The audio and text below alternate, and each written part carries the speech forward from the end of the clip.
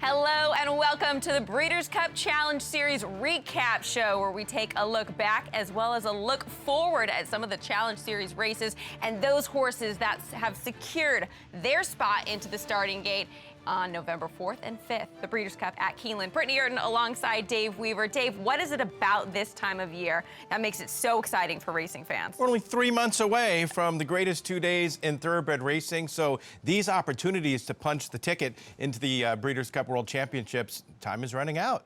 That it is. So we're going to take a look across the pond, take you to glorious Goodwood for the Qatar Stakes Stakes. Now, what was on the line for the Qatar Stakes Stakes and those contenders? Well, quite a bit, actually. How about a win and you're in for the FanDuel Breeders' Cup Mile on November 5th? $60,000 in entry fees paid by the Breeders' Cup, $10,000 award to the nominator, and up to $40,000 travel allowance, which would help all of these horses from across the pond. Baaeed was looking to stay undefeated. Let's take a look back on the Qatar Stakes Stakes.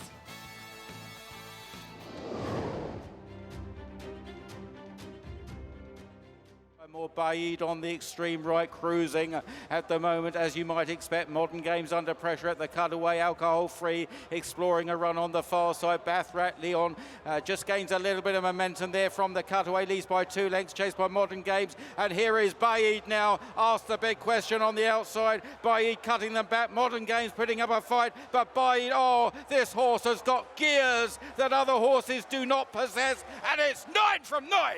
Baaeed and a canter. It wins the Qatar Stakes Stakes from Modern Games, alcohol-free, running on. A sensational runner. You heard it in the call. Dave stays perfect, 9 for 9. He's an absolute machine. Just physically, look at him. Looks like a machine. Just does not lose. And he secured another spot. He had already secured his spot into the FanDuel Breeders' Cup Mile for trainer William Haggis and Jim Crowley. Let's hear more in regards to Baaeed and the Sussex Stakes from Jeff Stafford. Well, here at Glorious Goodwood, the Breeders' Cup Win Annual in Series was part of this week, and the Sussex Stakes was the race which gave those horse players automatic entry into the Breeders' Cup Mile. The winner was Baaeed in electric fashion. We caught up with his connections afterwards, who told us that his plan is very clear. He's going to step up in trip now, go up to 10 furlongs. The Juddmonte International is next, and it looks like he'll end his season and perhaps his racing career in the Champion Stakes at Ascot in October. So very unlikely, unless he can't stay the trip over 10 furlongs, that he will take up that position in the Breeders' Cup Mile. But the second place horse in the Sussex Stakes was Modern Games, a Breeders' Cup winner as a juvenile last year. And Charlie Appleby spoke to me about the likelihood Modern Games had to travel over to Keeneland to take part in the Breeders' Cup Mile. He told me about that and all his other contenders for Keeneland in November. Yeah, your beer's going to go back. Modern Games will hopefully go back. I hope to think the likes of Naval Crown will be up there for the sprint, and along the way we'll be trying to find the juveniles for those, for the Turf Mile and for both fillies and colts. So yeah, it's a meeting we enjoy. It's a great meeting. It's a meeting where you find the champions. Okay, so Baaeed, we may not see, but great news there to hear that Modern Games more than likely to come to Keeneland for trainer Charlie Appleby. All right, so we take you from glorious Goodwood to where the turf meets the surf at Del Mar. It was the Grade 1 Bing Crosby last weekend. What did American Theorem earn? Well, he earned himself a spot into the Qatar Racing Sprint on November 5th. Also, those $60,000 in entry fees paid, $10,000 award to the nominator, and up to $10,000 travel allowance if based out of Kentucky. Well, he is based outside of Kentucky in California with trainer George Papadromo. Let's take a look back at the Grade 1 Bing Crosby Stakes.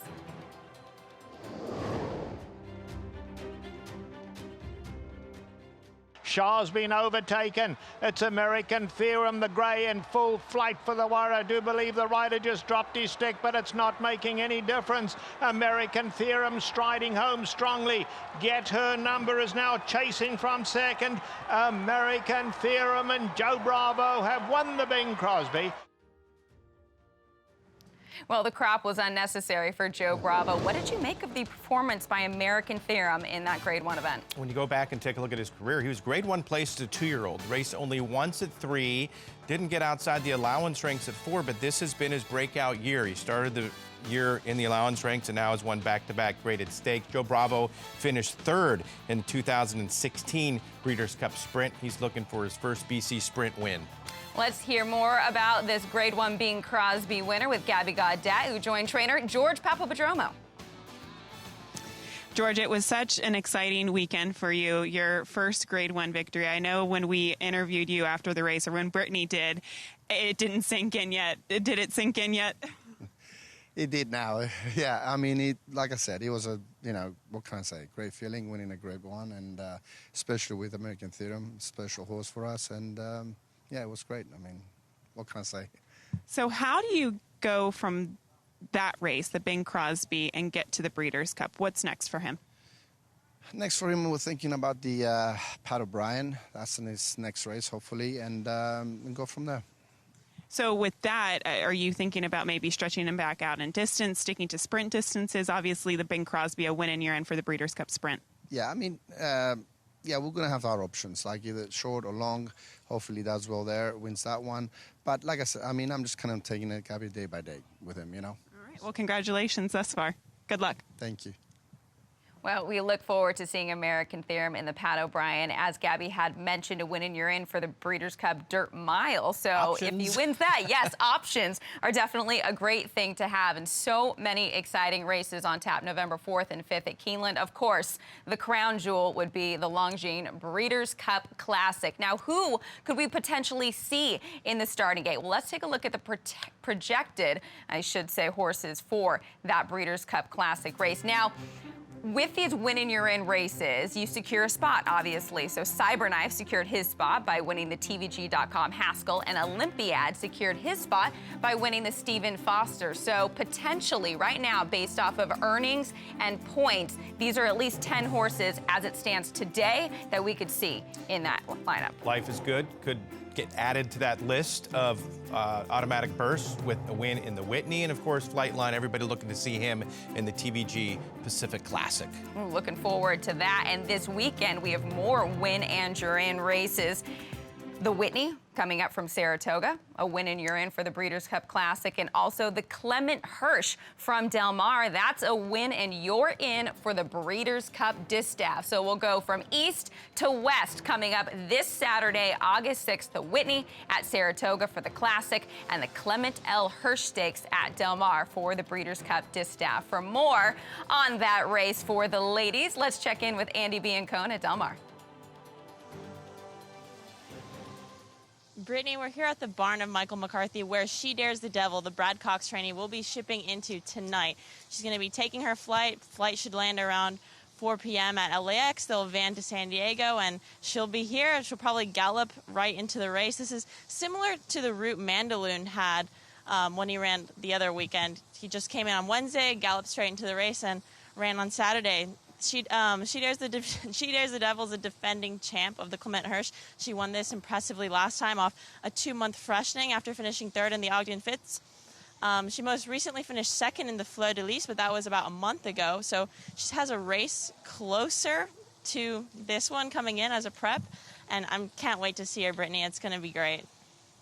All right, Andy, thank you so much. Yes, the defending champ shipping into Del Mar to retain her crown in the Clement L. Hirsch Stakes. Looking forward to that. She's so good at Churchill.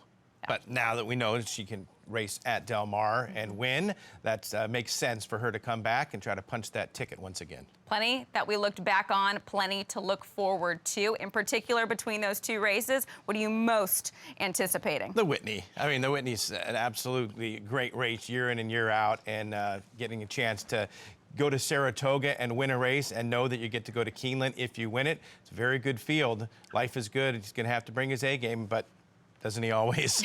Life is Good, taking on Olympiad, who's undefeated on the year, taking on Hot Rod Charlie, the fan favorite. The Whitney, a very exciting one on the East Coast. And, of course, the Clement Hirsch Stakes coming up at Del Mar for the ladies. That is a wrap on the recap for the Breeders' Cup Challenge Series, and plenty to look forward to this weekend. Win and you're in. It's simple.